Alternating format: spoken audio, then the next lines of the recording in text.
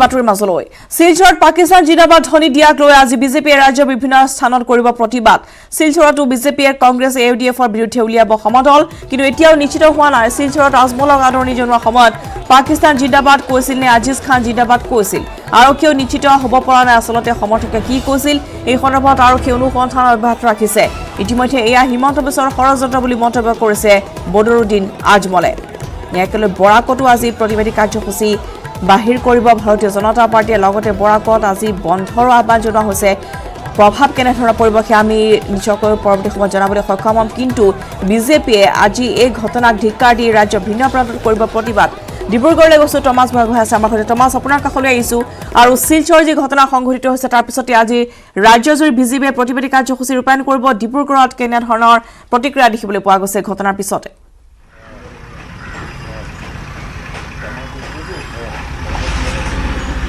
নিশ্চয় কালি যেটো ঘটনা সংঘটিত হৈ গ'ল বদৰুদ্দিন আজমলক আদৰিবলৈকৈ কিছু সংখ্যক লোকে পাকিস্তান জিন্দাবাদ ধ্বনি দিলে অৱশ্যে বদৰুদ্দিন আজমলে এটা কথা কৈছে যে আজিজ খান ধ্বনি দিছিলে বুলি ইয়াৰ প্ৰতিক্ৰিয়া এটা সবতে দেখা পোৱা গৈছে যথেষ্ট ইয়াৰ প্ৰতিক্ৰিয়া সৃষ্টি হৈছে প্ৰশান্ত ভূষণ ডাঙৰীয়া আছে আমি তেখেতৰ প্ৰতিক্ৰিয়া ল'বলৈ চেষ্টা কৰিম আমি দেখিছিলোঁ যে কালি বদৰুদ্দিন আজমলৰ একাংশ সমৰ্থকে পাকিস্তান জিন্দাবাদ ধ্বনি দিয়া আমি শুনিছিলোঁ বদৰুদ্দিন আজমলে কিন্তু এইটো ডিনাই কৰিছে এইটো তেখেতে কৈছে যে আজিজ খান জিন্দাবাদ দিছিলে বুলি সমগ্ৰ ঘটনাটো কি বুলি চাই গতিকে কি দিব নহয় চাওক এই গোটেই কথাটো যদি আপুনি ভালকৈ চায় এইটোৱে হ'ল যে এদেউ দুদেউ লুটানি আছেও পৰ্যায়ক্ৰমে তেওঁলোকে এইটো এটা চাইলেণ্ট মুভমেণ্ট তেওঁলোকে আৰম্ভ কৰিছে প্ৰথম হ'ল তেওঁলোকে উৰ্দু ভাষাত তেওঁলোকে বেনাৰ লিখিলে তাৰপিছত লুঙি টুপিৰ কথা আহিলে তাৰপৰা ইত্যাদি তেনেকৈ কৰি কৰি কেইবাটাও ধৰণৰ তেওঁলোকৰ এই বস্তুবিলাক মিয়া মিউজিয়ামৰ কথা আহিলে এই ধৰণৰ কথাবিলাক তেওঁলোকৰ আহি আছে আৰু এতিয়া শেহতীয়াকৈ তেওঁলোকৰ পাকিস্তান জিন্দাবাদ আজিজ জিন্দাবাদ কিবা যে ক'লে বুলি কৈছে বদৰুদ্দিন আজমলে ডেট ইজ লেম এক্সকিউজ কোন আজিজ হয় কি আজিজ জিন্দাবাদ এইটো কোনো কথা নহয় এইটো তাহাঁতৰ কথাই আছে আজিৰ পৰা কথা নহয় চাওক মুজিবুৰ ৰহমান যেতিয়া বাংলাদেশৰ প্ৰধানমন্ত্ৰী হৈছিল তেতিয়া তেওঁলোকে তেওঁ এটা কথা কৈছিল we must look to the east এই শব্দটো আছিলে east is fertile from tree coal timber etcetera etcetera সেইকাৰণে তাহাঁতৰ এই চিন্তাধাৰাৰে আজি এই কামবিলাক কৰিছে আৰু তেওঁলোকৰ সদায় সেই ভালোবাসাটো তাৰ লগত আছেই দেখুৱাই পেলাই তেওঁলোকে এইখিনি কাম কৰিছে আৰু এই কথাবিলাকৰ কাৰণে আমি আগন্তুক দিনত মই কৈছোঁ যে আমাৰ কাৰণে এটা আসনিক শক্তি আমি সকলোকে কৈছোঁ যে আহক আপোনালোকে ওলাই এই চিন্তাধাৰাৰে আমি আগবাঢ়িব লাগিব আমি যি মোগলক পৰাস্ত কৰি পেলাই খেদি পঠাব লাগিব এই কথাটো কিন্তু আজিৰ ডেটত এটাতকৈ ডাঙৰ প্ৰাসংগিকতা আছে আমি সেইটো সুন্দৰভাৱে আগবাঢ়িব লাগিব আৰু নহ'লে আমি আগতেও আপোনালোকৰ আগত কৈ আছোঁ যে এইখিনি কথাৰে আমাৰ কাৰণে এটা অসনিক শক্তি আৰু যিসকল আমাৰ বিভিন্ন চিন্তাধাৰাৰে বহল চিন্তাধাৰাৰে বুদ্ধিজীৱী হিচাপে তেখেতসকলে নিজকে পৰিচয় দিব খোজে সেইসকলকো কৈছোঁ আহক ৰাতিপুৱা চাহকাপ খাওঁতে জাতিটোৰ কথা এবাৰ চিন্তা কৰক নিশ্চয় আৰু এটা তদন্তৰ প্ৰয়োজন নিশ্চয় আছিল আচলতে তেওঁ পাকিস্তান জিন্দাবাদে সঁচাকৈ কৈছে নে কি সমৰ্থকে কি কৈছে তদন্তৰ এটা প্ৰয়োজন আছিল আৰু সঁচাকৈ যদি পাকিস্তান জিন্দাবাদ চিঞৰা হৈছে অসমৰ ভূমিত হয়তো শাস্তি পোৱাটো উচিত নহয় এইটো তদন্তটো হ'ব লাগে এইটো কোনো কথা নাই এইবিলাক তেওঁলোকৰ চক আজি আপোনাৰ ইণ্ডিয়া পাকিস্তান খেল হ'লেও সেই সময়তে বহুত জেগাত দেখিছোঁ যে পাকিস্তান জিকিলে বম ফুটোৱাৰ ৰেকৰ্ডো আমাৰ আগৰ আছে আমাৰ ইতিহাস আছে বয়স হ'ল নহয় আমি এইবোৰ দেখি আহিছোঁ এইবোৰৰ ইতিহাস আছে সেই তেতিয়াৰ পৰা অকণকৈ উমি জ্বলাই এতিয়া তেওঁলোকে কিন্তু টমাছ এইখিনিতে কওঁ যে আজমলে এতিয়া কৈছে যে হিমন্ত বিশ্ব শৰ্মাৰ এয়া ষড়যন্ত্ৰ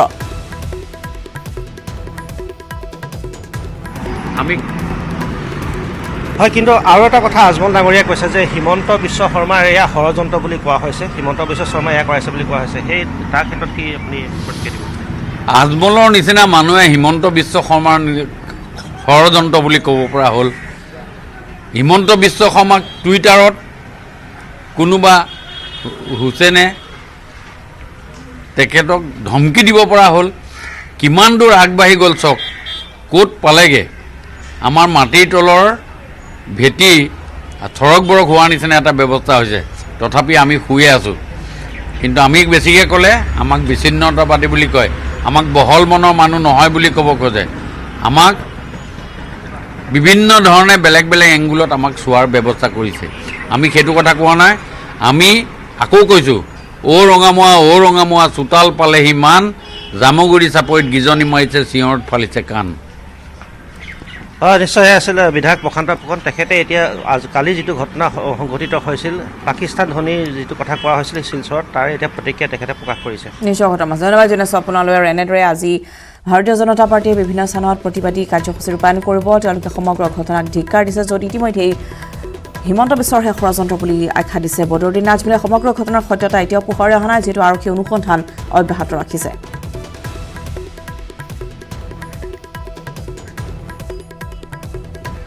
আৰু ফলে পাকিস্তান জিন্দাবাদ ধ্বনিক লৈ এতিয়া তেজপুৰৰ জুবিনৰ প্ৰতিক্ৰিয়া অভিযুক্ত গ্ৰেপ্তাৰ দাবী জনাইছে জুবিন গাৰ্গে তেজপুৰৰ চিনেমা শ্বুটিঙৰ মাজতে জুবিনে প্ৰতিক্ৰিয়া ব্যক্ত কৰি কয় যে পাকিস্তান জিন্দাবাদ ইয়াক দি লাভ নাই হিন্দুস্তান হিন্দুস্তানী পাকিস্তান পাকিস্তানী গতিকে তেওঁলোকো সাৱধান হোৱাটো ভাল আমাৰো পাৱাৰ আছে আমি সদায় একত্ৰিত হৈ থাকিম আৰু সদায় ভালদৰে থাকিম পাকিস্তান জিন্দাবাদ দিয়াটো বলিয়ালি ঘটনাস্থলীত থকা আৰক্ষীয়ে ব্যৱস্থা গ্ৰহণ কৰিব লাগিছিল আনহাতে তেওঁ প্ৰধানমন্ত্ৰীসকলৰ অতদিনে পাকিস্তানখন দখল কৰিলেহেঁতেন বুলিও ধেমেলীয়া মন্তব্য কৰিছে জুবিন গাৰ্গে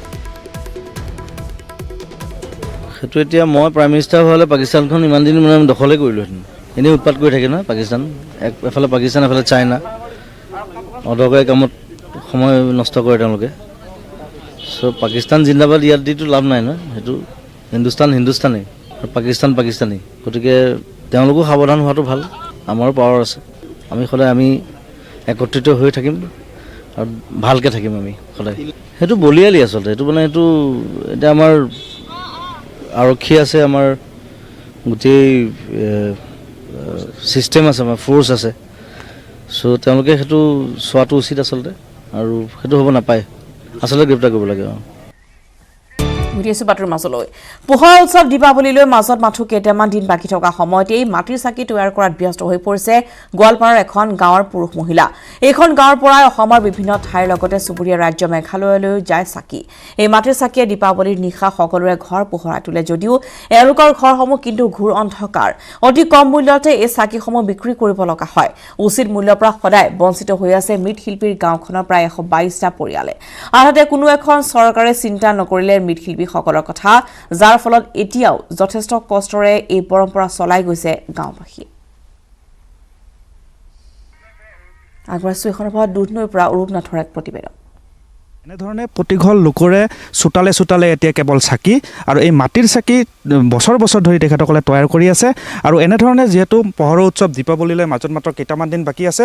এই চাকিসমূহ তেখেতসকলে ইয়াতে নিৰ্মাণ কৰি আছে ইয়াৰ পৰাই বজাৰত মুকলি হ'ব এই চাকিসমূহ আৰু তাৰ পিছতে আচলতে দেখিবলৈ পোৱা গৈছে গোৱালপাৰাৰ লগতে কামৰূপৰ একাংশ ঠাইত বা অসমৰ বিভিন্ন ঠাইত এই চাকিসমূহ ইয়াৰ পৰা তালৈ যাব বা তাৰে বজাৰ দখল কৰিব কিন্তু অতি পৰিতাপৰ কথা যে বছৰ বছৰ ধৰি এই মৃৎশিল্পীসকলে যি এই চাকি ব্যৱসায় তেখেতসকলে কৰি আছে এই 122টা যি পৰিয়াল আছে 122টা পৰিয়ালে যি এই চাকি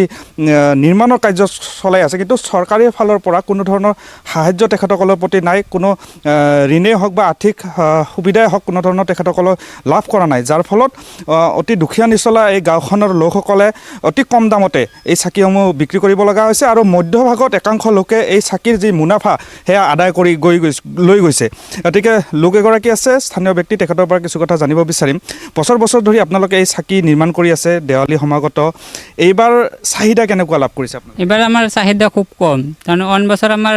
মোটামুটি 80 লাখ মান চাকি তৈয়াৰ কৰা হয় আমাৰ গাঁৱত কিন্তু এবাৰ 40 লাখ মান তৈয়াৰ হৈছে কিন্তু তথাপিতো আমাৰ এই 40 লাখে বিক্ৰী কৰা বিৰাট টান হৈ গৈছে কাৰণে কম হ'ল এইটো কৰোনাৰ কাৰণে লকডাউন গেল লকডাউনতো বহুত লছ হৈ গ'ল আমাৰ মানে মাল নচলাই হৈছে একেবাৰে দাম আগৰ নিচিনাই আছে এবাৰ দাম বাঢ়া নাই শতকৰা এনে আমি 40 টাকা 50 টাকা এনেকৈ বিক্ৰী কৰোঁ আৰু বজাৰত শতকৰা 100 টাত কিমানকৈ বিক্ৰী কৰে বজাৰত বেলেগ বজাৰত 80 টকা 90 টকা এনেকৈ বিক্ৰী কৰে আধাৰো বেছি লাভ থাকে আপোনালোকে যিটো দাম পাব লাগে সেই দামটো আপোনালোকে পাইছে নাই পোৱা নাই কোনে পায় আচলতে সেই দামটো সেইটো মানে ফেৰী যিসকলে ফেৰী কৰে তেওঁলোকে 2-4 টকা পায় আৰু কি যেহেতু আপোনালোকে 122টা পৰিয়াল আছে আৰু 122টা পৰিয়ালে বছৰ বছৰ ধৰি এই আপোনালোকে মৃৎশিল্প বা এই চাকি নিৰ্মাণ কাৰ্য চলাই আছে চৰকাৰৰ ফালৰ পৰা আৰ্থিক অনুদান কিবা লাভ কৰিছে নাই একো পোৱা নাই একোৱে লাভ কৰা নাই ধন্যবাদ জনাইছোঁ এয়া আপোনালোকে শুনিবলৈ পাইছে যে এই 122টা যি পৰিয়াল আছে এই 122টা পৰিয়ালে প্ৰায় 40 লক্ষাধিক চাকি তেখেতসকলে তৈয়াৰ কৰিছে আৰু এই 40 লক্ষাধিক চাকি দেৱালীৰ বজাৰ দখল কৰিব অকল গোৱালপাৰা জিলাতে নহয় গুৱাহাটীৰ বিভিন্ন বজাৰ তেখেতসকলে দখল কৰিব আৰু আনকি চুবুৰীয়া ৰাজ্য মেঘালয়লৈও এই চাকিসমূহ ইয়াৰ পৰা যাব কিন্তু মই পুনৰবাৰ ক'ম যে চৰকাৰে যি ধৰণে গুৰুত্ব এই মৃৎশিল্পীসকলক দিব লাগিছিলে বা এই পৰিয়ালকেইটাক দিব লাগিছিলে তেখেতসকলে সেই গুৰুত্ব পোৱা নাই বা চৰকাৰৰ ফালৰ পৰা কোনো ধৰণৰ আৰ্থিক অনুদান তেখেতসকলে লাভ কৰা নাই যাৰ ফলত যথেষ্ট সমস্যাৰ সন্মুখীন হৈছে পৰ্যটকৰ আগমনত উদুলি মুদুলি কাজিৰঙাৰ পদুলি কোভিড প্ৰটকল পালন কৰি 8 মাহৰ অন্তত প্ৰাণ পাই উঠা কাজিৰঙাত হাতী সাফাৰী জীপ সাফাৰী কৰি নৈসৰ্গিক পৰিৱেশ উপভোগ কৰিছে পৰ্যটকে বিগত 21 অক্টোবৰত পৰ্যটকৰ বাবে কাজিৰঙা ৰাষ্ট্ৰীয় উদ্যান মুকলি হোৱাৰ পিছত কেৱল বাগৰি আৰু কহৰা বনাঞ্চলত জীপ সাফাৰী আৰু 1 নৱেম্বৰৰ পৰা কহৰা বনাঞ্চলত হাতীৰে পৰ্যটকে দৰ্শন কৰিব পাৰিছে কাজিৰঙাৰ সৌন্দৰ্য কাইলৈ মুকলি হ'ব উদ্যানখনৰ বুঢ়া পাহাৰ আৰু অগৰাতলি বনাঞ্চল ইতিমধ্যে দুইখন বনাঞ্চলৰে পৰ্যটন পথ দলং নিৰ্মাণ কৰি শেষ প্ৰস্তুতিত ব্যস্ত কাজিৰঙা ৰাষ্ট্ৰীয় উদ্যান কৰ্তৃপক্ষ পৰিভ্ৰমী চৰাইৰ ৰম্যভূমি অগৰাতলি বনাঞ্চলৰ চহলা বিলৰ সৌন্দৰ্য বৰ্ধনৰ বাবে ইতিমধ্যে আহিছে বহু পৰিভ্ৰমী পক্ষী আগবাঢ়িছো এখনৰ পথ কাজিৰঙাৰ পৰা বিদুপন বৰাৰ প্ৰতিবেদন আৰু বৰ্তমান যি অগৰাতলি বনাঞ্চল আছে অগৰাতলি বনাঞ্চলত মই আছোঁ আৰু সামগ্ৰিক দৃশ্য দেখুৱাম কিয়নো যি চাৰিটাকৈ বানে ইতিমধ্যে যি কাজিৰঙা ৰাষ্ট্ৰীয় উদ্যানৰ বিস্তৰ ক্ষতিসাধন কৰিছিল আৰু অগৰাতলি বনাঞ্চলত কিছু অধিক ক্ষতিসাধন কৰিছিল যাৰ বাবে তেওঁলোকে কাজিৰঙা ৰাষ্ট্ৰীয় উদ্যানৰ যি অগৰাতলি বনাঞ্চল আছে পৰ্যটকৰ বাবে মুকলি কৰাত কিছু পলম হৈছে আৰু ইতিমধ্যে যি ৰাস্তা ঘাট দলং আদিকে কৰি বিভিন্ন স্থানত তেওঁলোকে যি ক্ষতিসাধন হৈছে সেই ক্ষতিসাধনসমূহ ক্ষতি হোৱা অঞ্চলসমূহ মেৰামতি কৰি থকা দেখিবলৈ পোৱা গৈছে ৰাস্তা ঘাট বনাই আছে আৰু যি 4টা বান আহিছিল বানত কেইবাখনো দলং আচলতে বানে উটুৱাই লৈ গৈছিল তাৰ পাছত তেওঁলোকে মেৰামতি কৰি থকা দেখিবলৈ পোৱা গৈছে মোৰ লগত অগৰাতলি বনাঞ্চলৰ বনাঞ্চলিক বিষয়া আছে মই তেওঁৰ পৰা পোনে জানিম আৰু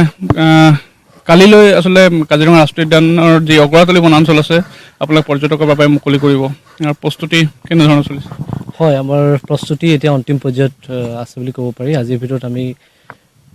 ফাইনেল টাচটো আজি কমপ্লিট কৰিম আমি তো কাইলৈ আমি পৰ্যটকৰ কাৰণে অগৰাতলি বনাঞ্চল আমি মুকলি কৰি দিম জীপ চাফাৰী যিহেতু কাইলৈৰ পৰা আৰম্ভ হ'ব আপোনালোকৰ যি কোভিড প্ৰট'কল মানে কেনেধৰণৰ ব্যৱস্থা লৈছে এইটো আমাৰ কাজিৰঙাত এজ এ হ'ল যিটো কোভিড প্ৰট'কল আছে it's same for Agartala also সব মানে বনাঞ্চলৰ কাৰণে একেখিনি কোভিড প্ৰট'কলে ফ'ল' কৰা হ'ব টায়াৰ বাথৰ পৰা আদি কৰি পাৰ্চনেল আপোনাৰ চেনিটাইজেশ্যন এণ্ড অল সকলো আমি সেইখিনি কমপ্লিট আমি কোভিড প্ৰট'কল আমি ফ'ল' কৰিম 4টাকৈ যি মানে বিস্তৰ ক্ষতিসাধন কৰিলে এই অগৰাতলি অঞ্চলত কিমান ক্ষতিসাধন কৰিছিল অগৰাতলি শেহতীয়া যিটো বান আহিলে যে ফ'ৰ্চ যিটো মানে আপোনাৰ ৱেভ আহিলে সি আমাৰ অগৰাতলি বনাঞ্চলক যথেষ্ট বিস্তৰ ক্ষতিসাধন কৰি থৈ গৈছে বিশেষকৈ আমাৰ যিমানখিনি দলং আছিলে অলমষ্ট আমাৰ সকলো দলঙেই এপ্ৰ'চকেইটা লাষ্ট যিটো বান আহিলে সি বহুত বেয়াকৈ ক্ষতিসাধন কৰি থৈ গৈছে গতিকে আমি মেইনলি এতিয়া সেই এপ্ৰ'চকেইটা আমি ফিনিচিং টাচটো দি আছোঁ অলপ ৰিপেয়াৰ হৈ গ'ল লাষ্ট আমি এটা ফিনিচিং টাচটো দি আছোঁ যাতে যাতায়াতটো বেছি সুচল হয় অগৰাতলি বনাঞ্চলত আপোনাৰ পৰ্যটকে কিমান দূৰলৈকে বৰ্তমান চাব পাৰিব যিহেতু হয়তো ৰাস্তা ঘাট সম্পূৰ্ণ হোৱা নাই মেৰামতি খুব সম্ভৱ কিমান দূৰলৈকে চাব পাৰিব হয় অগৰাতলি বনাঞ্চলৰ এতিয়া আমি 9 কিলোমিটাৰ আমি ডিষ্টেঞ্চ এটা আমি ভাবি থৈছোঁ কিং কোব্ৰা আমাৰ যিটো ষ্টাৰ্টিং কেম্পৰ পৰা আমাৰ যিটো এটা ৰঙামঠীয়া বুলি এটা বিট অফিচ আছে তো সেই বিটলৈকে এৰাউণ্ড 9 কিলোমিটাৰ হয়